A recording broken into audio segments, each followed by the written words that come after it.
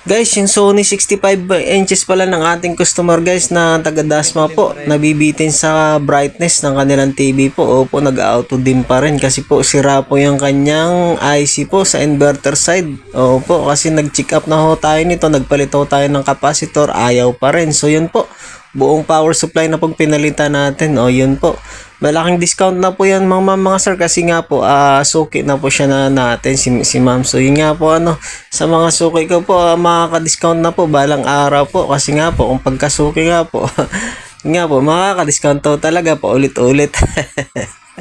So yan dinouble check natin dito, so okay na po yung kanilang TV po, back to normal na po, na adjust na po yung brightness backlight. Nung nakaraan kasi hindi po nag-auto brightness o auto backlight ito nakapix na lang yung kanyang brightness, so nalabuan pa sila. So yun po, pinalitan na lang natin ng power supply na mahaba yung warranty tsaka big discount. So ito po yung home service natin sa Greenwood Subdivision, Dasmariñas, Greenwood Executive Village, Dasmariñas, Cavite. So yun po, sa gusto po magpagawa po mga sir, nag-service tayo ng buong Calabarzon, NCR tsaka Marilaki. PM na lang po. Maraming salamat po. God bless us.